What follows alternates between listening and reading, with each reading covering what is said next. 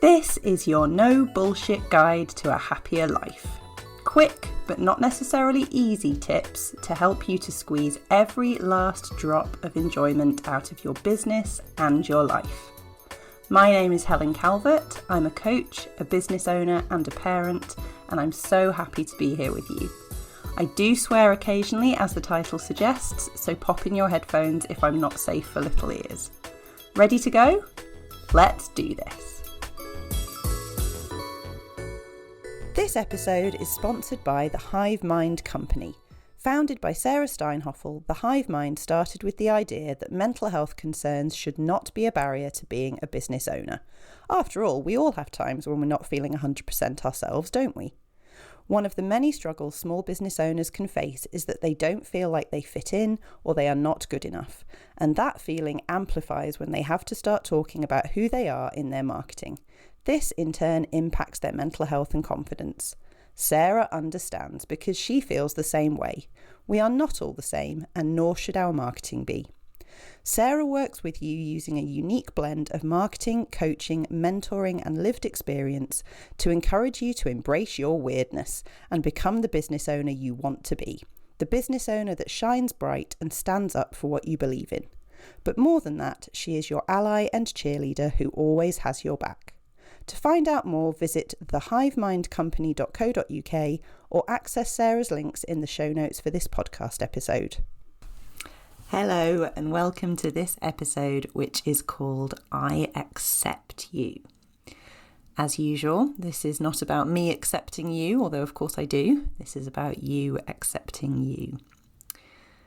We are going to be accepting who we are. So I'm going to ask you to stop spinning around looking for validation or looking for proof that you are terrible. This is what we do, isn't it? Something happens and we rush out for people to tell us that we're okay, no, it's all right. Or for people to confirm, yes, you are dreadful and you deserve to be ashamed. No amount of people blowing smoke up your ass or people criticising you and shaming you is going to lead to self-acceptance.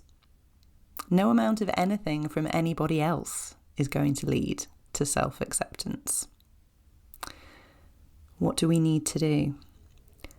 We need to just talk to ourselves, And we all do it. I do it all the time, reach out for that reassurance or that kind of confirmation that yes, I am awful. We all do it. It's a natural thing. But how about we just talk to ourselves and own who we are? What does that look like? This, again, it's not just about saying, oh, it's okay, you're wonderful and I accept you. We're not wonderful. Well, we are. But we're also pretty shitty at times. We're imperfect. We're human. That's what we're accepting. We're not accepting that we're amazing, and we're not accepting that we're dreadful. We're accepting that we're just us. So let's own the times that we've done things that others didn't like. Let's own the times that we've done things that we didn't like.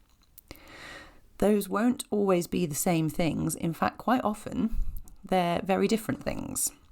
The things that other people don't like are often the things where we think, yeah, I showed up for myself there. And the things that we don't like are often the times when we just went, oh, I'll just go along with the crowd for an easy life. But let's own all of those times. We all make mistakes, but self-acceptance goes deeper than understanding that.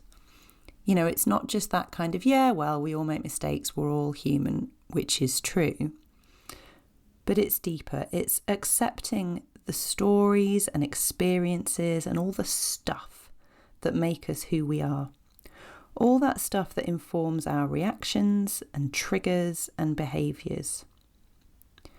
So it's an acceptance of what has built us and what's really going on inside us. And hopefully if you've got this far in season 3, you've got a pretty good idea of what all that is. We've dug into a lot of stuff here, haven't we? So even if you display the very worst behaviours, you know, the kind of behaviours that lead for it really not to be safe for some people to be around you, there is still a need for self-acceptance. Because self-acceptance isn't about saying, oh, it's fine. It's about saying, this is who I am, and I will no longer hide from it. Why do we want to do that? No matter who we are? You know, everyone listening is now thinking of the worst thing they've ever done. And for some of you, bless you, it'll be like the tiniest thing. And for others of you, you're struggling with some serious shit. But why do we need this self-acceptance? This is who I am, and I will no longer hide from it. Well, we need that because it's actually the very first step to peace, growth, improvement, and healing. So our little mindset block alert already for this episode. We're afraid of something, aren't we? We're afraid of what will happen if we accept. If we just accept that that's who we are. We're afraid that something's going to happen. The thing is, though, the thing that we're struggling to accept, it's already true. The behaviour has already happened. It's already out there in the world. This is who we are. So why are we afraid of facing it? You know, well, it could be that we feel like if we face it, we have to then do something, which we will look at in a moment. But let's talk about what acceptance looks like, because it's not shame. It's not criticism. It's not saying, oh my God, it turns out I really am terrible. No. Let me give you some examples. So I accept that I'm not as fit and healthy as I would like to be. Okay, that's acceptance. That's different from when we reach out to someone who we know is going to say, you're perfect just as you are, you're fine, oh my goodness, don't worry about it. You know, like everyone puts on a few pounds in middle age, you know, just like eat the cake, you're wonderful. And it's also not, yeah, well, you know, you've let yourself go, haven't you? I mean, you're looking a bit chubby there. I mean, I hope no one in your life speaks to you like that, but unfortunately it happens. And apart from anything else, that's just going to send us straight to the next cheesecake, isn't it? So it's not that kind of don't look at it, don't worry about it, it's fine. And it's not, yeah, you fatty. It's not shame. It's just, I'm not as fit and healthy as I'd like to be right now. I accept that.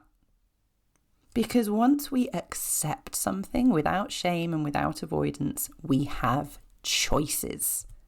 And those are our choices. So if we calmly accept that we'd like to be a bit more fit and healthy, then we can look at what we can do about that in our own time, in our own way, with self-acceptance and with love. You know, what about I accept that I'm drinking a bit too much alcohol? You know, that's not that kind of, oh, everyone likes a laugh, it's Friday, have a drink, oh my God, don't be so boring. And it's not, you are a disgrace, I can't believe you're hungover again. It's just, yeah, I accept at the moment I'm drinking a bit too much alcohol. Let's accept it and then figure out what our choices are. We might want to accept that my marriage is not really what I want it to be. And it could be anything. You know what's sitting there waiting to be accepted, that you've been avoiding or that you've been shamed for, or both. You know, someone shames you, so then you run towards someone who's going to help you avoid it. And then you feel bad, so you run to someone who's going to shame you a bit because you think that's the kick up the ass that you need. It isn't.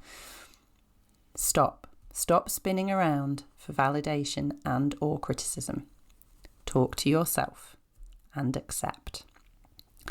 Because then we have choices. I'm going to emphasize this so much. Once we accept, we can look clearly at the choices. I accept I didn't like my behaviour back then. I accept that I'm not great at this. I accept that I'm over 40. Sometimes we have to just accept reality as it is, don't we? But as I say, that could be the fear.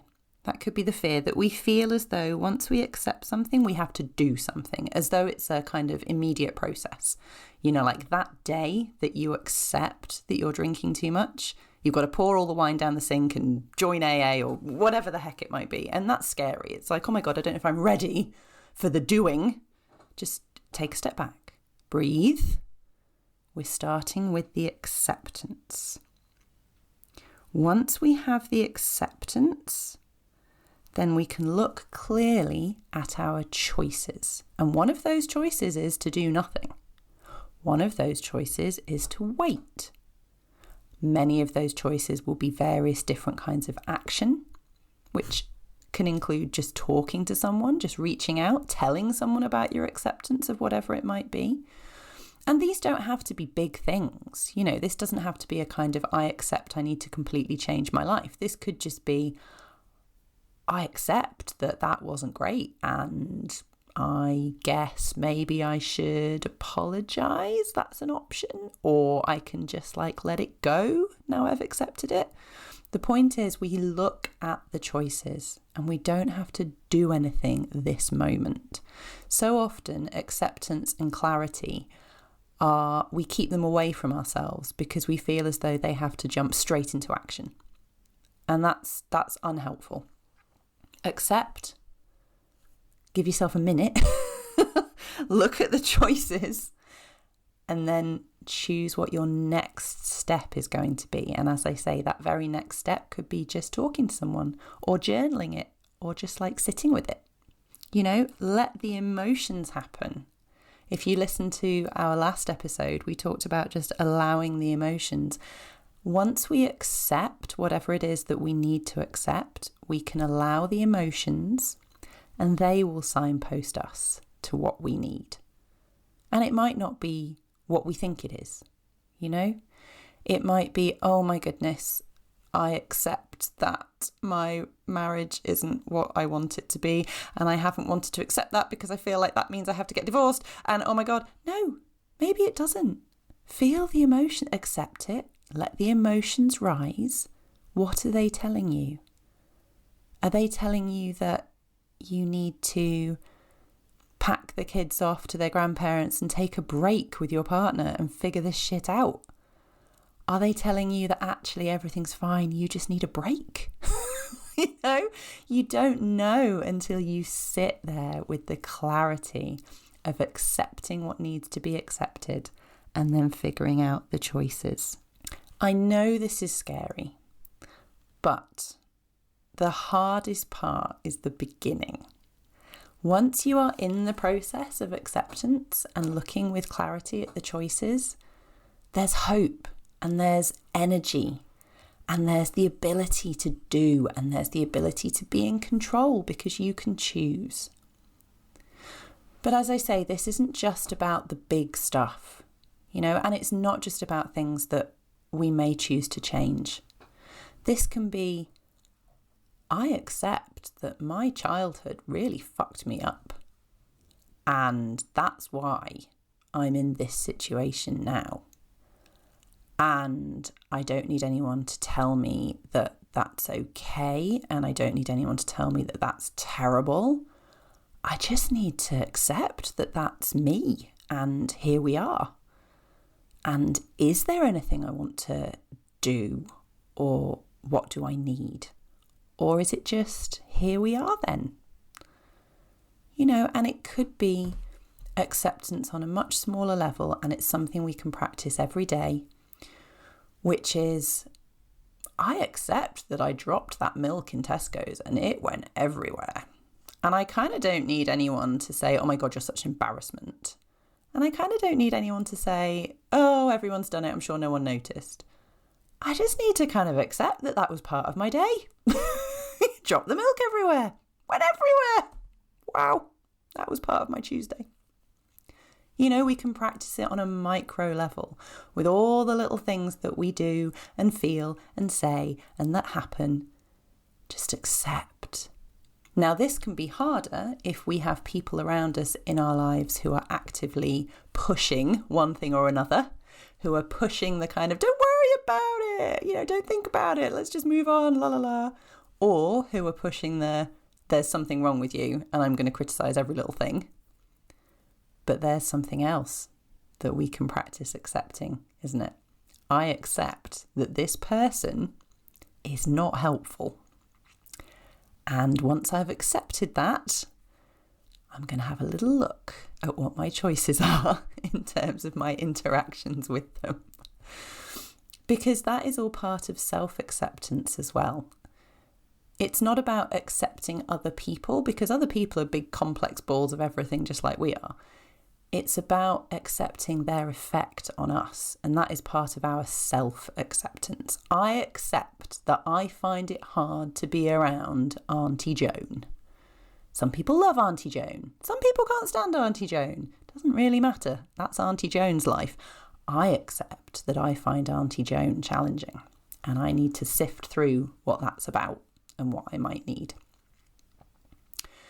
So, let's practice just a little bit of self-acceptance. Here I am. This is who I am. This is what I am. This is what I've done. This is what has happened. These are the choices I have from today. Practice it with the little things. Work up to the big things.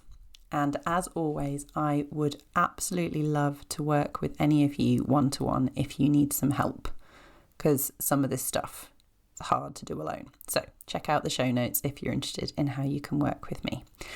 But whilst we are going through this process of acceptance, let's be excessively kind to ourselves, no matter what we are accepting. And let's squeeze every last drop of joy out of this wonderful life. See you next time. Thank you so much for listening. Did you know that my first book is now available to purchase online? Check out the show notes for details of how to get your hands on a copy. If you enjoyed this episode, I'd be so grateful if you could leave me a review, and don't forget to subscribe so you know when new episodes are up. If you would like to work with me one-to-one or follow more of my content, you can find out how in the show notes. See you next time.